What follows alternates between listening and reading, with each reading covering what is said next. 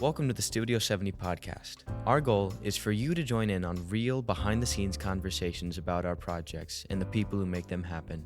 Thank you for joining us.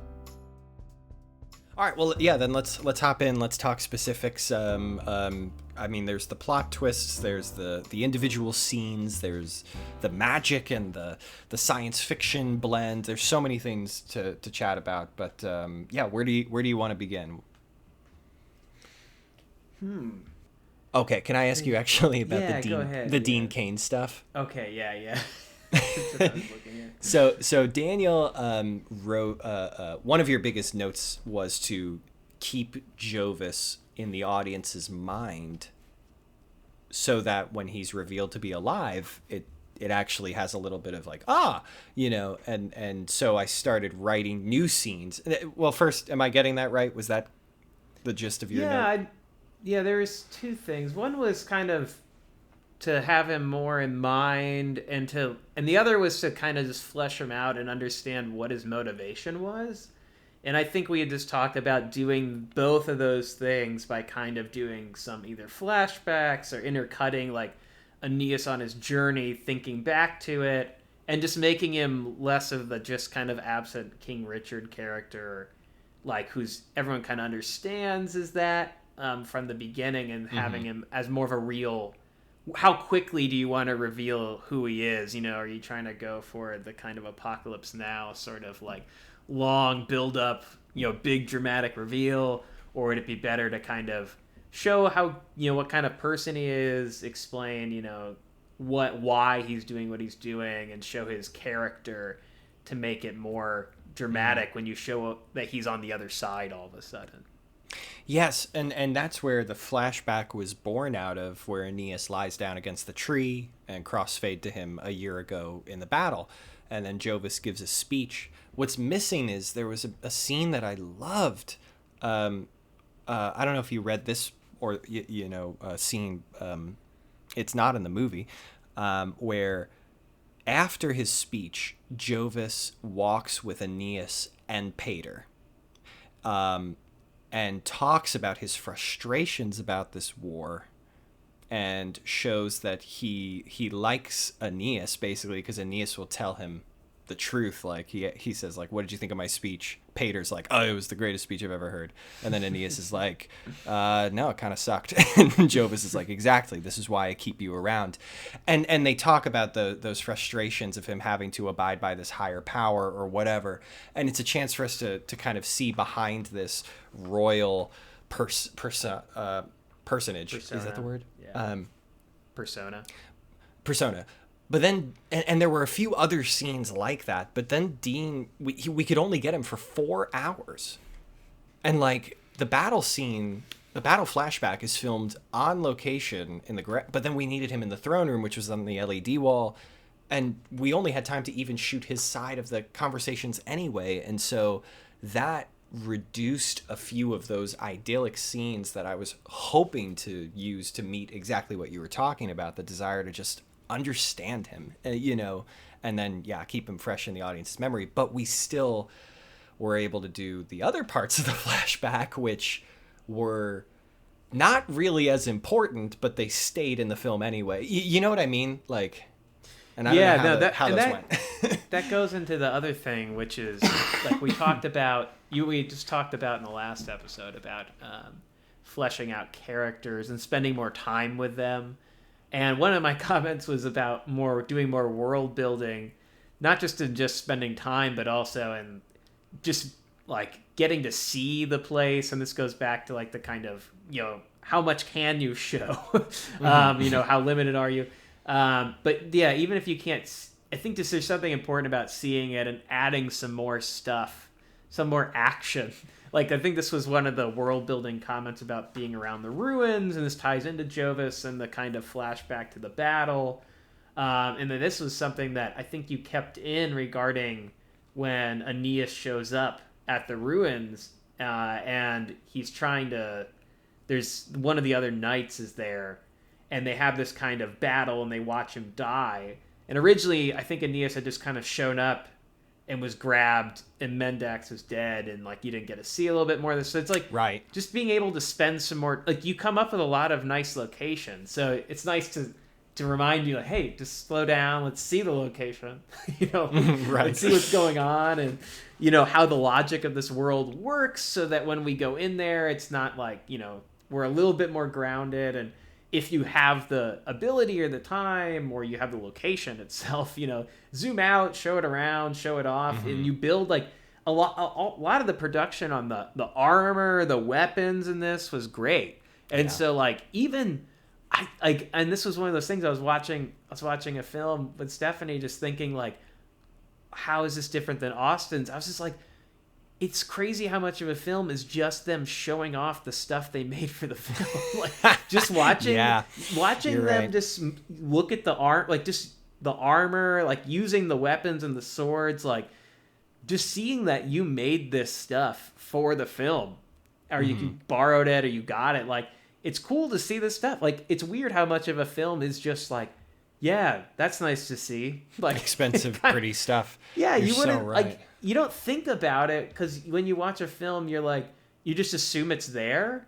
That's just kind of like, oh, of course it's going to be there. And usually, if a film's really vapid, you complain that all there was nice, pretty stuff. But in your case, it's like you have the nice, pretty stuff now. You should take the time to show it off. Yeah. And maybe this is coming from your undergrad years of like, well, I don't have all the nice, pretty stuff, like, so right. I have to do without it. You're right. I am very conditioned to just cheat as much as possible. And I've had to really think about how to undo that now that it's not necessary, Yeah. We were talking about our next film. We probably, not this next one, but the following. So summer 2026, we need to do like a dragon. And my mind very quickly goes to, okay, so it's a dark room and we hear the dragon, but we don't see it. And I'm like, I think we're better than that, but we're still not at the Hobbit level where we can really fully like. But so we are in a weird Jurassic in-between. Park without the T-Rex. It'd be like That's true, but that's really convicting you say that, because the T-Rex head was like paper mache, and like that is something we could theoretically do, or 3D print nowadays, and like it's not as out of reach. Can't be worse than Jaws. I mean. Yeah, right. Yeah, we're somewhere in between Jurassic Park and Jaws is probably like the best example. But anyway, I appreciate you saying that. In light of like art, I mean, Christy did an amazing job with the design of this film, the costumes and everything. And you don't think about it, but in a full shot, 90% of what you see is costume. 10% is an actor's face. So like it's really important. Yeah, they stuck out for this film. Like I was thinking, like your production value, either you got plugged into the right place, so your production team like really stepped it up, or you had a budget increase. But yeah, it looked. I was amazed. All the armor looked amazing. Yeah, the budget was about the same. We just actually reallocated it and gave triple or quadruple the amount to the art team. But that being said, like one of my favorite scenes, I don't know that anyone else will like it, but I really like when he's just like practicing with the scroll. It's an Avatar shot. Yes, because I sent Christy a screenshot of the waterbending scroll from Avatar season 1, and I'm like, do that. But it's just like a really pretty location with a guy who's. Oh, sorry, I just tapped my microphone. With a guy who's who looks great, who's doing great with his acting. And he's got a cool costume, and there's a cool prop, and it slows down. Like there's no romance, there's no conflict. It's just a situation, and I think the simplicity of that, I just really I enjoy. I don't know if anyone else. Yeah, no, I mean it's so simple, but it's always at the background of films, or it's just there, and you just assume it. But I'm thinking like, yeah, if he's doing that, and then like if you did have a crane and the shot went up and we saw him from behind and it circled around and and you get to see more of the pretty atmosphere. It's like, yeah, that takes time and money, but like you're saying, the thing and maybe the reason it's not so obvious to add it immediately is you're like, well, it doesn't affect the plot, doesn't affect there's the character, like it's just a shot of him.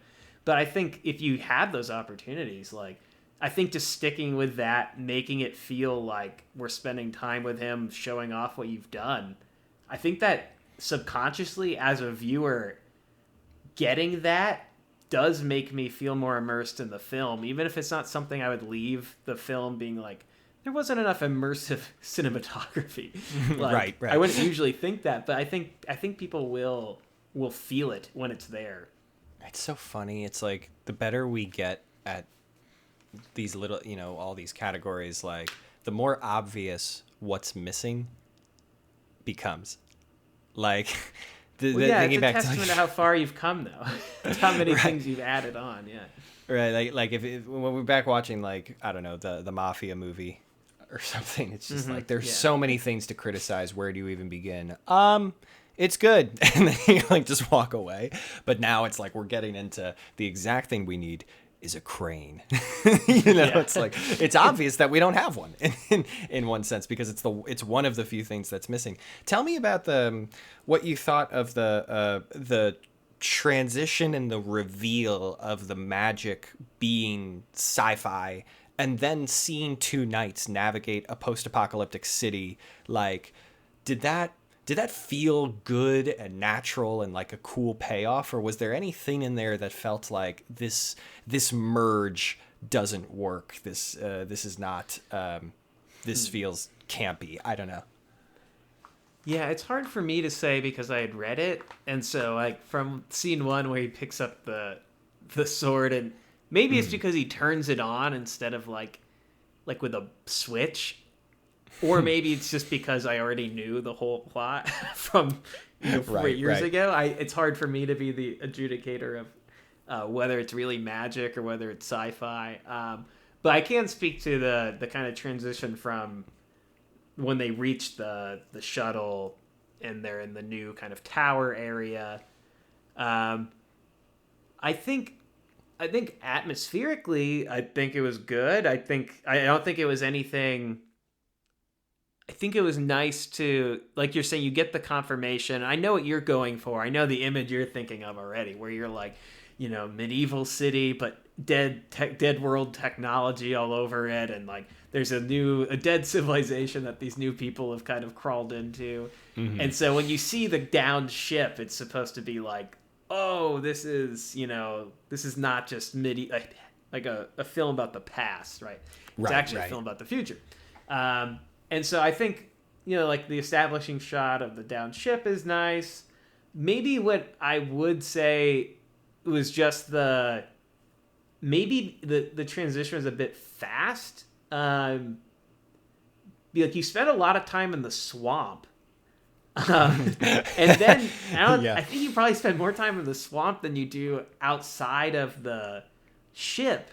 And then when they're in the ship, it's pretty quick too, between the time they're split up and searching to maybe it's that one fight scene where he's being hunted down and shot out of the air conditioning unit. Mm-hmm. That happens pretty quick, and they get to Jovis really, really fast, and that's probably partially a problem with the fact that you're limited in the space you can have a really intense chase scene, given the fact that you're behind in front of the volume. But I was thinking, like, imagine a Star Wars they're in the base kind of moment. There's gonna be a lot more running around. There's gonna be a lot more. I mean, you guys did slide through the air ducts, but that's gonna become like the spectacle of it is going to be the chase, and they're in the hallway and they're leaning around something and they're shooting, like, and once again, that's all the stuff that just adds the 3D effect of being there and being immersed. And like I think what I've come to realize thinking about your film is I'm like flabbergasted at how much films really are just spectacle. Like, it really is. Right. Just follow them. They're running through this environment. Follow them. That's all that happens. Like, they don't have to be shouting quippy dialogue or gaining character as they do it. Like, they're just running through the cool lit hallway, and the doors are closing. And they're gonna get through the door, but you still want to see it close just right after they get through for some reason. Mm-hmm. With the hat left behind. Yeah. So I think that's another thing where it's like, that's the stuff that fills the space. So if this feels like it was quick, it's because you don't have those hallways to run down, or the environment that has the floor, right? That you can show the floor with them running, So I think that was kind of maybe the biggest part about the transition. Wasn't like, the idea of like, I wasn't like I was confused by the narrative or the atmosphere. It was probably just the amount of time I got to spend there. It felt like they got to Jovis pretty quick once they were inside. Wow. I guess there's the robot scene. The robot scene was, right, but it's not in nice. Thank you. It wasn't in the primary location, though, of the bad. It wasn't in the bad guy tower, so it always was doomed to feel like a side quest rather than culminating. But in terms of establishing the world, sure, that's another glance at what this apocalyptic city is. It's got robots. What kind of level of technology is there? Right. Well, I mean, it says something about like what the world you're in is. But I'm thinking like, maybe it's just the being present, the snooping around. That's the part we don't get, right? It's like the more, and the thing is, we get a little bit of all you're supposed to have. And I'm like, I just want more of it. I want more of it. Well, I love that that's the reality. Peeking indoors and like digging through stuff, Well, I think part of me was afraid because I didn't want the tower to feel like a climax, because it's not. But in the context of the film, when you get there, you think it is. Until the Jovis reveal. So I was always a little afraid of doing too much there for fear of exhausting people for when they come back to Parvis and there's yet 2-3-ish fight scenes that still have to occur. And honestly, it might just be me, but when I watch the film, I start to get really tired at the Femina-Aeneas reunion conversation because we did have such fun and games at the tower, and I know there's still like 6 scenes left, and the wedding scene, so that probably held me back where it shouldn't have. But you're reminding me there actually is an additional fight scene, or not a fight scene, but a hiding scene that was supposed to be in the tower. We were going to film it in the King's Academy kitchen for the cafeteria. Oh yeah, that we had. I remember there being a kitchen scene and There's like very Jurassic Park-ish. Yeah. Yes, and we were gonna get those like Halloween cobwebs, that you like stretch out and put on your bushes on the lawn for decoration. Like we were gonna put those on the and really weather the space, but I think we just legitimately ran out of time on the day that we were supposed to shoot it, and that would have taken our company down from the studio. We would have had to detach lights and relight and redress this, but it would have been a real environment, like it would have been something we could have shot in a more traditional sense with the big wides and the variety of height and stuff, because we're not restricted by the volume. But I think we just truly ran out of time. That would have helped a little bit. Yeah, I mean, I think my reoccurring critique is just give me more, which isn't always fair.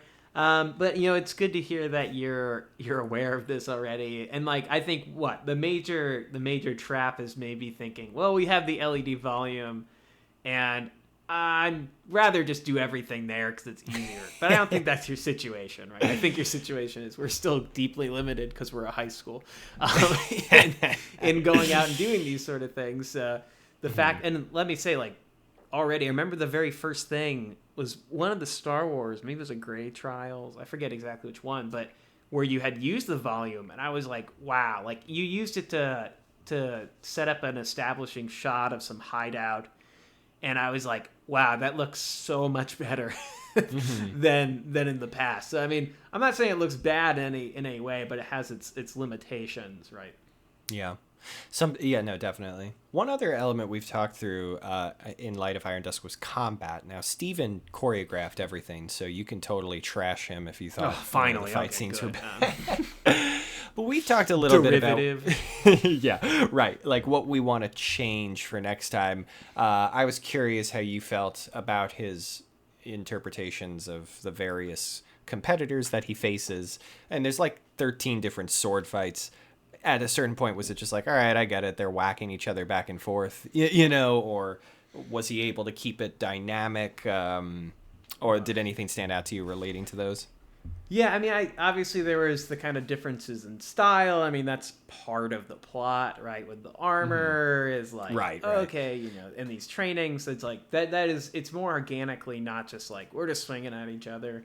I will say, in the list of things that I like left the film being either like yes or no, I think the amount of like the specific choreography of like he hit him in this way, or was it dynamic or interesting, it probably, and maybe I'm just the wrong person for this, it did feel, and maybe in the end like I was just kind of like, yeah, they're fighting, like I was probably more interested in the outcome of any given fight than I was like, oh, that's the one. And maybe the very first fight where he's fighting the two people in the forest. I feel like Austin. I don't know. I think maybe that one stuck out. And it's the other one too, where he's being jumped by the other two people in the three people in the forest. Yeah, those two stuck out to me. I think in general, though, unless it's like for me personally, if it's not a big orchestrated, intentionally like in your face sort of fight scene, I kind of just like, okay, how's it gonna end? I don't really care. But I was thinking like, well, I don't expect Austin to build a pirate ship and have them fight up in the topmast and go to the blacksmith shop and fight, like up on the rafters and then in this giant wheel as they go, like, so I'm thinking like those are the sort of fights that stick with me, but that's because they're intentionally giant set pieces that are meant to be enjoyed as a spectacle. For me, I usually am like, okay, if he loses, what's the outcome? If he gets harmed, what's the outcome? If he what's the saying? So for me, I'm less about like I just never been a huge choreographer myself. So. No, but like I think you're right on, and like those were exactly my hunches as well. That I think Steven did the best possible job choreographing fight scenes that were restricted to two people hitting each other. Like we couldn't give him breakaway props that he could throw them into. Exactly. We couldn't build sets where it would have been safe to climb up into the rafters and jump down. You got to get stuntmen for that, and we couldn't afford that. So we've talked already about like one option is just in our future movies maybe only having one featured fight, and we just pour a ton of money into it, and like have stuntmen do the crazy stuff. That's interesting. I like, but yeah, I'll say that nothing about it. I was like, this is so lame. It's so obviously bad that I'm noticing it. There is nothing that. Right. That's great then. And there's another option that we've talked about, and this will go into effect for our next project because it is a bit of an action movie. We want to have about the same amount of action scenes. The next project we want to do more like, I call it mousetrap, where you are really following a flow of logical decisions being made in the combat. In a sword fight, and this is true of Pirates of the Caribbean even, it's just that the big set pieces make it fun anyway, so you don't need this. You don't really keep track of which fighter is attacking and which is defending. You don't really get that sense because it's just ching, ching, ching. They're just like whacking each other. But in certain films, not so much not so much sword fighting films, but others, you see like plans being made. One character will see two people walking through a doorway, and so he'll slam the door closed to lock out one guy, while think Jackie Chan, right? While the other one, dropped his gun by accident because he was so afraid, and so he grabs a pail and actually whacks the dude, and so he takes the pail and puts it over his head and throws him into the wall now that he's blinded. Like that sort of mousetrap logical progression that relies on your environment and creativity. That's a direction I think we can do at the same price. I think. We're going to find out. And just taking advantage of the production you have around you, and I mean, yeah, if Steven's gonna do Jackie Chan stuff, I'd watch that. Right, but it takes a lot more. It takes more from the production team, not from the actors. In Iron Dusk, it was really easy for filming the fight scenes because Steven would just drill it with the other poor guys who had to, sweat in the jungle in full like leather armor. And they would just run it like 6 or 7 times, and we would shoot it from one angle, then we'd shoot it from the other. The entire fight, like beginning to end. That's super easy. But this sort of mouse trapping that I just described, for safety and for helping the audience follow the flow, you really need a shot of the door knob slamming into place and the deadbolt being engaged. Then you need a new shot of the bucket being grabbed. You need to piece it together, and suddenly a scene that would have taken you half an hour to film is going to be your entire day. But I think it's worth it to at least experiment. It's a different style altogether. It doesn't work for every genre, but I think it'll be an interesting experiment. Yeah, I don't know. That seems like a trade-off, right? Do you want to have the one scene where it looks really good and everyone's left remembering that scene, or do you want to have more? I mean, I guess it depends. You could write around it, which is, if you make that decision, I think if you can find the narrative reason to have it and not have anything else, it'd probably be better, or at least it'd be more memorable. Then the film becomes more like There Will Be Blood, where you have the oil rig explosion and that's it. Like the rest is just talking. Yeah, we spent all our money on this, and I just don't know how our audiences would react. I mean, the YouTube audience, obviously, we just attract whoever, but like our King's Academy families, like, what do they expect? Probably something more that would give more consistent engagement. I don't know. The other major plot point you contributed was the restructuring of Aeneas's character. Do you want to share a little bit about that? Do you want to share a little bit about that? I'm trying to remember. The first draft I'd sent you, Stephen was not a former knight. He was always a peasant. And when the knight died on his doorstep, he's like, here's my chance to finally not be a peasant for the sake of marrying Femina.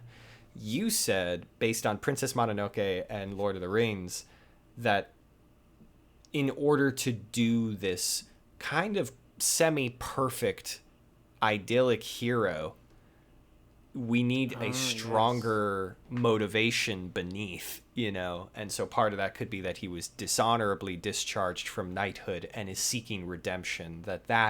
Well, you speak to it now that I've jogged your memory. Oh, like, yes. Is that wow, about right? What a great note from me. I do remember, the Aragorn conversation we had. Yeah, because we always talk about this problem of, like, the perfect character. Me and you are just constantly talking about it. I don't know why. I'm thinking of, like, The Idiot is the one I always come to from Dostoevsky's novel. Where it's like, this guy's... he has no character flaw, and usually what you want to see out of a character is them change and overcome some sort of flaw, or if it's a cautionary tale, their flaw gets worse and worse until they explode, and then you go, that's a shame. But hope that's not me. Case, I should avoid that until my oil rig explodes. But in this case, I think that Aragorn example makes the most sense, right? The outcast king, the person who's full of honor, and who really doesn't have much of a flaw. But why do you root for him? Well, because the whole world's against him unjustly, right? Yes, and because he's accepted his fate, not just passively, but he's biding his time. And when he gets the opportunity, he grabs it and he does it justly, right? He ends, and that's the thing. Like, I think maybe A Man for All Seasons is another case good point. Where it's like he has no character flaw. His only character is that he's so righteous that he will not stop being righteous. And maybe you might think like, oh well, his family, he shouldn't sacrifice himself. But this is it's a similar idea where it's like, how do you have this perfect person but still root for them? And what you do is you really turn up the heat on him externally, in a way that's so unjust that you have to kind of root for this guy to overcome. Because, I think we're geared towards wanting the good guy to win, or at least we want, if the bad guy, if their main character isn't good, then we don't really want him to win, right? We want him to change and be good. So in the end, we're rooting for like goodness or justice or adventure to happen in the end. And so I think Aragorn's the perfect comparison because, you know, he's in this case he's a disgraced knight, but not because he did anything wrong or he was cowardly, but because the political situation was unjust and he's been betrayed. But, you know, and he's been outcasted to this lower level position in society. And, you know, by the plot action, by the script, he gets, you know, gets the opportunity to get it all back, which is very reminiscent of Aragorn. Princess Mononoke is another example of a very perfect character from scene 1 who's just cursed, right? In Princess Mononoke, these demons ride into this village where the prince Ashitaka is very honorable. He takes care of everyone in the village. He's well liked. There's like no one who's like, that Ashitaka guy. And he gets cursed trying to save someone else, and his curse is that he has to leave and go try to find the cure. But in the way, even though he has this very good reason for, you know, not being super good because he's been cursed to die, you know, he ends up doing everything right. And I think that's what we see with Stephen's character Aeneas in this, is even when he has a very good selfish reason to take the horse or, you know, not stop to help others, he intentionally slows down and does what's right along the way. And I think when you have a perfect character who does what's right in the hard circumstances, I think it's more easy to cheer for them, even if they aren't as relatable. They're relatable because you kind of want to say, like, that's what they're aspirational. So it's like, I kind of want to be like that. Yeah, and you know, I remember talking to Steven about that too, like that there was a way to play the I'm always doing the right thing in with a bit of spice where there is sin in the middle of it, like, and that's kind of where the confessional scene came from, where like the movie actually tells you he has sinned. Perhaps all sin is actually what he says. You know, it's just those more internal ones. So like one example is like when he's choosing between stealing the horse, you know, and pursuing Fotis or bringing the horse back, like he actually sulks his head like, this is so freaking annoying, like doing what's right. Like he's not happy about it. And I think that somehow makes him more relatable in the midst of that, in addition to the unjust situation. Is that fair to say? Yeah, right. There's the distinction between doing the right thing and having perfect character, right? You might always do the right action, but not enjoy it or be kind of bummed out by the fact you have to do it. The truly perfect character is like, would be sad if they couldn't do the right thing, right? So Stephen does play it, you're right, that he does play it in a way where it can be frustrating. And I think maybe that's closer to Aragorn. Aragorn has a bit more of the like perfect character all the way through, but I think you can see him be frustrated along the way. Yeah, like when he breaks his toe kicking the work exactly helmet. Right. Which toe did Stephen break? Yes. He didn't get hurt at all. He did not get hurt. Anyway, so there was one thought on that. It was such a helpful tip that you gave, because you know why I loved it is because I didn't really have to change the script. Like sometimes the feedback I get is like, all right, well, I'd have to pretty much rip the whole thing apart and start fresh. But the scenes actually played pretty much the same. In the same order. It's just that the Pater scene, rather than it being like, who are you, goat herder, he's like, Aeneas, what brings you back? Which actually makes that way more interesting, that those two characters now know each other, you know. There's one thought that I'm having, because you're right that the injustice and the fierce opposition is so central to rooting for the perfect protagonist. I could think of the Count of Monte Cristo as another example, but the format, the unfolding of that story is sequentially different. They start with Edmund, who's perfect, and he's married to the perfect girl, and he has the perfect dad and the perfect mentor and the perfect promotion on the way. I don't know if you remember, I hated the first 3 chapters because it's so boring. And then when he's imprisoned for something he didn't do and he can't marry that girl and all those jerks who did that to him are getting away scot-free. In fact, they're all going to become billionaires or whatever. I'm like, okay, I'm going to read the next 1,000 pages because I am furious. You know? Right. Iron Dusk, sadly, does not have that sort of explosive propulsion early. Because I opted for the slow disclosure where you don't really know who he is, and it takes about 15 minutes to unravel these details about his story, and the main injustice has already been committed. Do you think it would have been better in hindsight to do more of a Count of Monte Cristo? We actually start the film with with people accusing him of killing Jovis and, you know, him being discharged? I don't know about that. The thing I'm wondering is like maybe his life seemed too idyllic as a goat herd. maybe it would have been stronger if he had looked a little bit more impoverished or a little bit more on the outs. Like, yeah, maybe that's it's because interesting. I just want to own a house, but and so any house looks idyllic to me. But That's funny. maybe and I think it comes up. Like how much he's been damaged comes up a little bit. His situation's been damaged when he can't marry Femina, and like the fact that what he's fallen to, and maybe part of it is like cultural. It's kind of hard to understand what it's like to know everybody and be a total outcast. So maybe just turning up the heat a little bit on his actual like. Go full on Strider, man of the I live in the bush guy. Yeah, and all these people in this tavern don't understand me. Yeah, I'm in the corner. I'm very shady. Right. Maybe he's like he has like a tin cup and he's like sitting outside the city gates and he's like spare change, and then somebody like spits in his eye and then like rubs dirt. That would have been good. Yeah, then his dog dies. Yeah.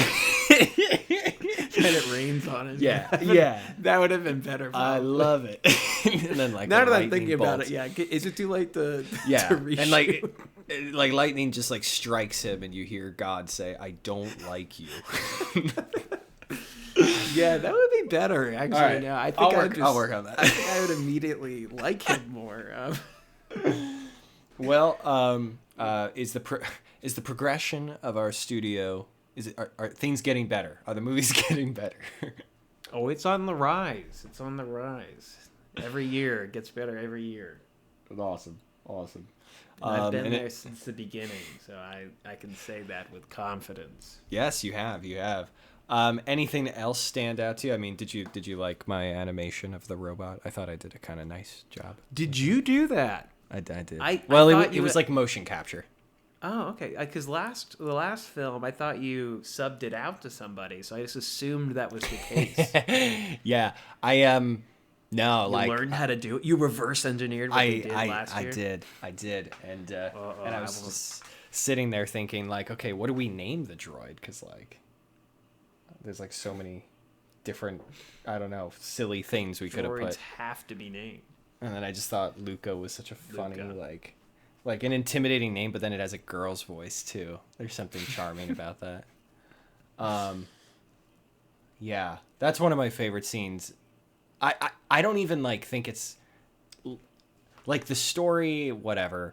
I just think it's really cool that we got to a point where I can have a human have a full sword fight with a fully animated character. Like, I was just proud that we got to that point. I guess. And to move from... It was only 1 year between paying someone else to do it and learning how to do it yourself. So. Oh, we didn't pay him. I just begged him. I said, Tim, we really need you to do this robot effect. And then he figured it out for us. But, yeah. Cool. Well, dude, I appreciate your time and your consistent help in crafting these stories and cracking the code and solving so many issues. And I hope this is a cool opportunity for fans of Studio 70 to see that you are one of the people they should be grateful for if they like our stories, because you've always played an instrumental role in making sure that they function and avoid very obvious plot holes and and are thematically strong as well. So thanks, I appreciate it. Thank you, Austin, and thanks for having me. Thanks again for joining us today. If you enjoyed our content, consider subscribing. Studio 70 is a division of the King's Academy, a K-12 private Christian school in West Palm Beach, Florida. For more information, visit studio70.tv or tka.net.